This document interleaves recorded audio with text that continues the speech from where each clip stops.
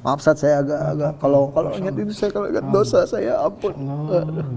Dosa saya banyak banget saat gitu loh. Saya zolim sama keluarga saya zolim sama banyak orang. Yang saya lakukan kekerjaan saya kebanyakan mudorotnya. Saya kebanyakan, aduh banyak banget. Makanya kalau ingat itu saya nangis. Kalau ingat saya masa dulu saya cuma nangis aja. Masya Allah.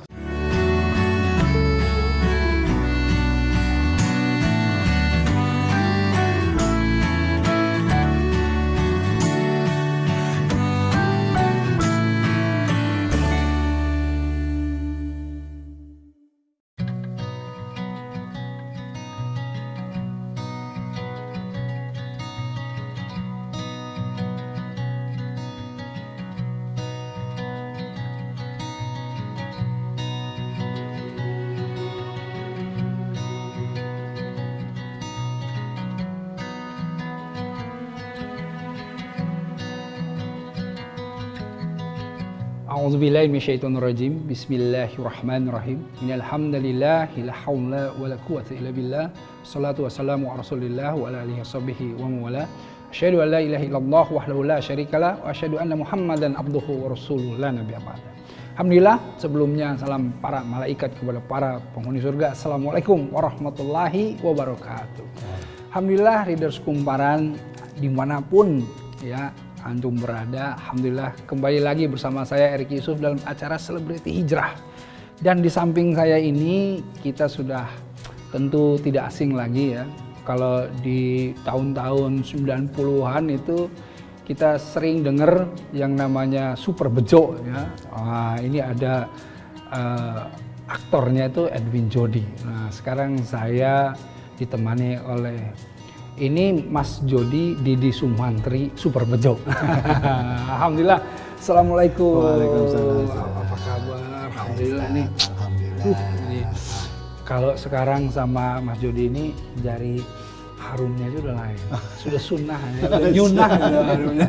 Insyaallah. Jadi emang Mas Jody dulu di dunia entertainment pernah nih, ini bukan buka aib ya, tapi ini maksudnya kan sharing ya. Agar supaya kita mengambil ibrah atau pelajaran. Pernah terjerembab ke dunia gelap, narkoba dan lain-lain, gimana sih? Boleh nggak sih sebetulnya sedikit supaya pelajaran gitu? Kalau dilihat dari dohir saja, kalau dilihat dari fisiknya saya, tato saya aja udah belepetan begini, Ustaz. Nah, bagaimana ceritanya saat gitu loh. Tapi ini jadi poinnya mau dihapus iya, nih. ini sudah 5 kali, ini sudah 8 kali kalau nggak salah. Susah bahkan di ya, sini sudah hilang, bahkan yang ini udah hilang. Ini sudah hilang. Bisa hilang. Iya, jadi ini hanya udah beberapa kali ini hilang gitu. Jadi saya nggak usah cerita banyak dan inilah dari hasil itu. jadi ini nggak usah cerita banyak ya kelihatan. Iya, udah gitu. Jadi pernah masuk ke dunia seperti itulah ya. Dan kemudian yang dulu dirasakan pada saat itu fun-fun aja gitu. Iya, cuma kan dia nggak long term. Jadi ketika kita masuk ke sana, kita berbuat sesuatu maksiat dan durasinya sedikit sekali. Habis itu kita pusing lagi, habis itu kita gundah lagi, galau lagi dan sebagainya. Nah, yang saya rasakan sekarang, masya Allah, every day, every time, bahkan saya nyaman banget gitu loh. Nah, gimana sih prosesnya? Kalau boleh nih sharing nih sama readers kumparan, itu mendekatkan diri pada Allah, kemudian ide aja misalnya, atau ada muncul keinginan untuk kemudian dekat, itu kenapa ya? Ini pasti semua butuh proses. Semua ada proses. Proses itu kembali lagi macam-macam orang. Kalau saya pribadi, alhamdulillahirobbilalamin, saya mendapatkan kasih sayang Allah yang luar biasa. 2016 saya kena serangan jantung. Saya mendapat serangan jantung itu malah saya setelah 2 hari membangun, saya ada event namanya Parsar Jongkok Otomotif. Saya bangun musola di sana saat. Setelah itu saya merasa bangga dan sadarullah saat itu saya mungkin juga saya bisa dibilang uzub, saya bisa dibilang ria dan sebagainya gitu lah. Saya merasa bangga sekali dengan sana dan saya dikasih teguran sama Allah. 2 hari setelah itu saya bangun musola itu, event itu kelar 2 hari, saya mendapat serangan jantung. Terus apa yang dirasakan ketika itu? Saya marah sama Allah. Iya, saya seuzon sama Allah. Iya, saya bilang, ya Allah, karena saya sudah melakukan sesuatu yang menurut saya mulia secara rasio. Saya bilang, ini kok saya malah dapat kayak begini kadonya gitu loh. Jadi saya merasa kok dibalesnya kayak gini gitu. Setahun saya mencari Allah, setahun saya mencari bagaimana saya menyikapi hal ini, setahun saya juga mencoba untuk meneladani apa yang saya dapat. Ternyata poinnya adalah setelah istri saya bilang, ini, Papa coba tahajud 40 kali, bukan 40 hari, 40 kali. Jadi bisa 2 bulan, 3 bulan, pokoknya tahajud. Nah, dari sana saya mendapatkan sesuatu yang sangat luar biasa, yaitu ternyata Allah amat sayang sama saya. Kalau seandainya Allah tidak sayang sama saya tidak akan dikasih lagi kesempatan untuk sujud. Saya tidak kasih kesempatan lagi untuk ya taubat lah, ya kan. Nah, dari situ saya mulai kilas balik lagi untuk mencoba mengambil apa yang saya tinggalkan lama gitu loh. 2017 saya mulai membaca mushaf lagi. Alladzi khalaqa sab'a samawati tibaqa ma tara fi khalqir rahmani min tafawut. Kemudian saya lihat semakin lama antum semakin memurnikan ini yang namanya ketaatan kepada Allah. Nah, salah satunya yang saya dengar ini menjauhkan diri dari riba. Ini perlu sharing nih, gimana nih Mas Dodi nih? Di Ka'bah saya minta, ya Allah, keluarkan hamba dari kepelikan hidup. Anda masih galau, hamba masih inilah gitu. Nggak lama setelah itu kita diskusi di rumah segala macam, yang jelas dengan dukungan istri dan anak-anak. Tiba-tiba, Ana ingat banget hari itu hari Jumat kalau tidak salah. Ba'da subuh saya bilang sama teman jamaah, Ana mau jual rumah. Ana bilang, Ana jual tanah aja deh. Ana udah nggak mau jual bangunannya, terserah deh. Jam 9:30, jam 9 Ana di WhatsApp, jam 10 kurang orangnya datang, jam 10 lewat deal. Hari itu juga, iya, rumah itu laku karena rumah itu masih KPR ya, rumah itu masih ini. Dan hari Senin saya bebasin rumah saya dari riba. Dan ketika itu ternyata kuncian daripada kenyamanan hidup adalah kita berani mengambil sikap, mengambil keputusan untuk menjauhi apa yang dilarang oleh sama Allah. Gitu. Nah, itu dari situ ternyata setelah saya keluar dari sana saya ngontrak, Pak. Saya ngontrak sama anak saya, sama istri saya keluar dari zona kenyamanan. Saya naik bis umum, naik apa segala macam. Masya Allah, ini sebuah gerakan yang saya lakukan, keluar dari zona kenyamanan yang biasanya kita mendapatkan sesuatu yang gampang lah gitu ya, rumah juga nyaman. Ini setelah melewati ini, Masya Allah, satu lebih nyaman. Kedua, apa yang kita dapat itu merasa kita keberkahannya dari Allah Subhanahu Wa Taala itu luar biasa. Terus juga kita lebih nggak bangun tidur, mau tidur jam berapa aja enak gitu loh. Tiap bulan nggak ada lagi tuh yang namanya WhatsApp datang, ya angsuran Anda tanggal sekian, tidak ada lagi ya. Mas Dodi, kalau boleh tahu nih Readers Kumparan semua ini, sebetulnya yang Mas Dodi sesalkan dalam semua kehidupan atau proses semua ini apa sih Mas Dodi? Apa ya? Afwan, kalau saya cuma mau bilang, kenakalan apa yang gak pernah saya coba? Hampir semua kenakalan saya coba, Saya kalau udah ingat kayak gitu, saya sering itikaf, Saya sering itikaf. Dari maghrib sampai isya saya tidak pernah pulang, walaupun rumah saya dekat sama masjid. Subuh sampai syuruk, saya sering sendirian di masjid. Di situ saya cuma ngerasa waktu saya sendirian di masjid, saya ngerasa siapa nanti yang nyolatin saya gitu loh. Saya setiap saya lihat ke imam gitu di situ, oh nanti ini saya tidur di sini nih gitu loh. Ini kepala saya di sini, ini badan saya. Siapa yang nyolatin saya di sini, saya nggak tahu. Dan saat itu saya cuma kepengen Allah sedikit memberikan sesuatu sama saya yang beda gitu, dalam artian beda. Jangan sampai saya di dalam keadaan sakaratul maut, saya pengen seperti mujahid gitu loh. Karena yang saya tahu mujahid itu sakaratul mautnya nggak sakit, cuman seperti dicubit aja udah. Saya pengen seperti itu, Karena kalau melihat dosa-dosa saya yakin saya dirajamnya, ya Allah gitu loh. Saya bilang, selalu saya habis sholat saya bilang, ya Allah saya tahu gitu loh, saya nggak pantas di surga gitu loh. Tapi saya berharap syafaat aja. Itu makanya kenapa saya baca Al-Quran tiap hari. Karena saya tahu salah satu yang memberikan syafaat di sana adalah salah satunya adalah Al-Quran gitu. Jadi saya kepengen, ini salah satu apa yang saya lakukan adalah seperti itu.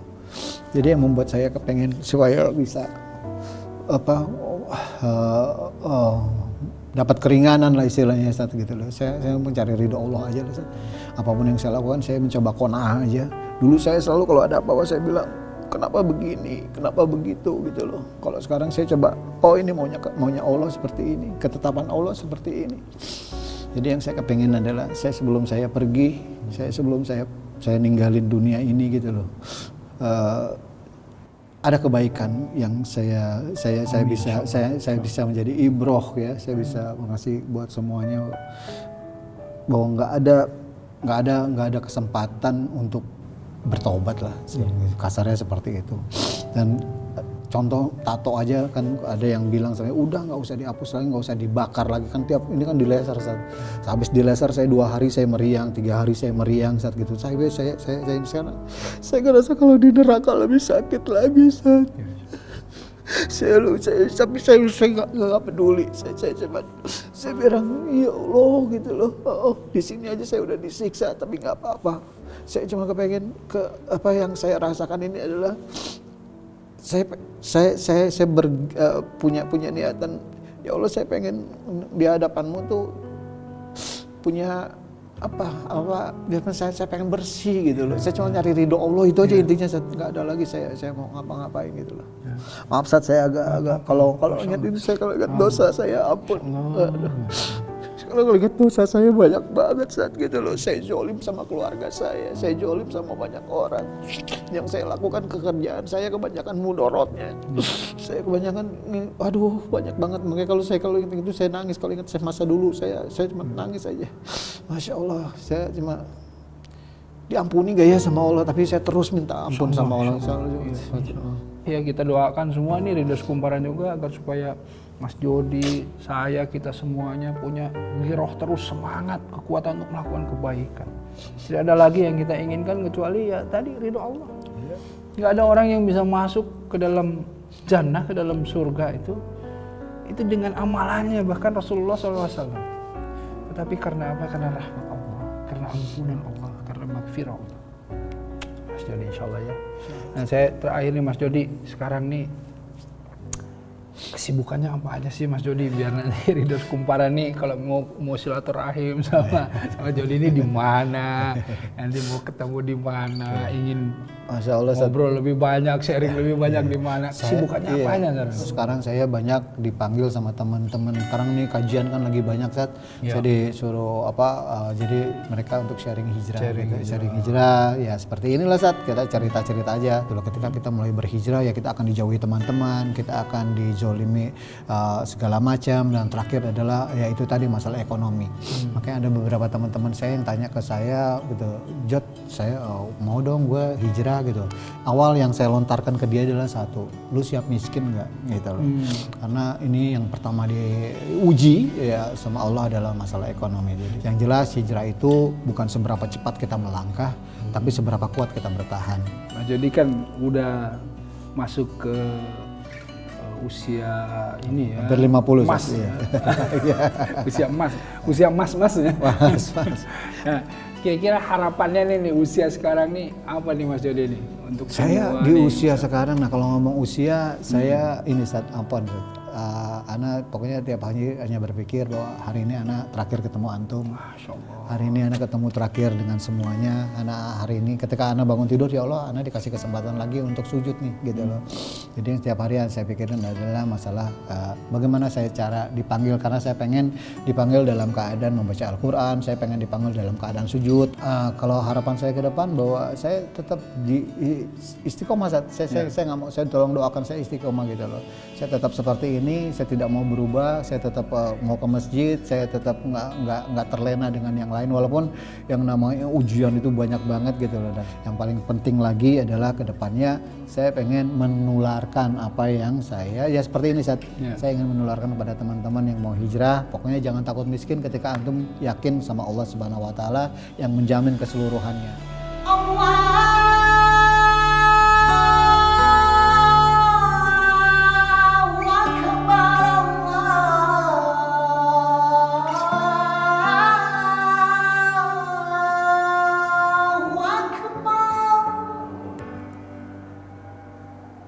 buat ini Readers Kumparan ya, ini untuk semuanya. Kalau kita lihat yang sedang berhijrah, yang sedang proses, yang baru niat ya, yang mungkin sudah masuk. Nah ini semuanya tidak akan selesai yang namanya ujian. Yuk kita doain yuk, kita sama-sama berdoa untuk Mas Jody, untuk saya, untuk kita semuanya. Yuk kita sama-sama satuin doa kita. Ayo kita tundukkan hati kita satukan doa kita. A'udzubillahi minasyaitonirrajim. Bismillahirrahmanirrahim. Allahumma sholli wa barik salim ala sayyidina Muhammadin wa ala alihi wasallam. Ya Allah, Allah subhanahu malikul kudusus salamul mu'minul muhaimin azizul jabbarul mutakabbir ya Allah. Ya Allah ya hayyu ya qayyum ya Allah ya rahman ya rahim. Ya Allah tetapkan hati kami dalam agamamu ya Allah. Tetapkan keimanan kami kepadamu ya Allah. Ya Allah kuatkanlah hati yang masih lemah ini ya Allah. Yakinkan hati yang masih ragu-ragu ini ya Allah. Ya Allah ya hayyu ya qayyum birahmatika astaghits. Aslih lisani kullahu takilni la nafsi tarfatal lahni minan nas. Ya Allah, Engkaulah yang menghidupkan kami ya Allah. Engkaulah yang mengurusi kami setiap detiknya ya Allah. Ya Allah dengan rahmat-Mu kami memohon pertolongan-Mu ya Allah. Perbaiki kehidupan kami ya Allah. Perbaiki kehidupan keluarga kami, saudara-saudara kami, sahabat-sahabat kami semua ya Allah. Perbaiki kehidupan kami ya Allah. Kami ini makhluk yang tiada berdaya, la haula wala quwwata illa billah. Karenanya beri kami kekuatan untuk menghadapi ujian ini ya Allah. Ya Allah, mudahkanlah ujiannya, ringankanlah ya Allah, tuntunlah ya Allah, bimbinglah ya Allah, ampuni ya Allah. Jangan Kau hukum kami jika kami lupa atau bersalah ya Allah. Ya Allah, dan jangan Kau biarkan kami dengan ujian-ujian kami walau sekejap mata pun ya Allah. Terus hadirlah bersama kami ya Allah. Ihdinas syiratal mustaqim. Tuntunlah di jalan yang lurus, di jalan yang Kau ridho ya Allah. Ya Allah, Rabbana zalamna anfusana lam taghfir lana wa tarhamna lanakunanna minal khasirin. Rabbana atina fid dunya hasanah wa fil akhirati hasanah wa qina adzabannar. Amin ya Allah. Amin ya rabbal alamin. Alhamdulillah, Readers Kumparan dimanapun Anda berada, insyaallah semoga program Selebriti Hijrah ini menjadi inspirasi buat kita semua dan semoga menjadi kunci kendaraan kita ke surga kelak. Insyaallah semoga semua Readers Kumparan juga mendapatkan berkah dan rahmat dari Allah, mendapatkan kekuatan untuk selalu istiqomah di jalan Allah. Saya Erik Yusuf dan juga Didi Sumantri. Saya izin pamit ya. Assalamualaikum warahmatullahi wabarakatuh.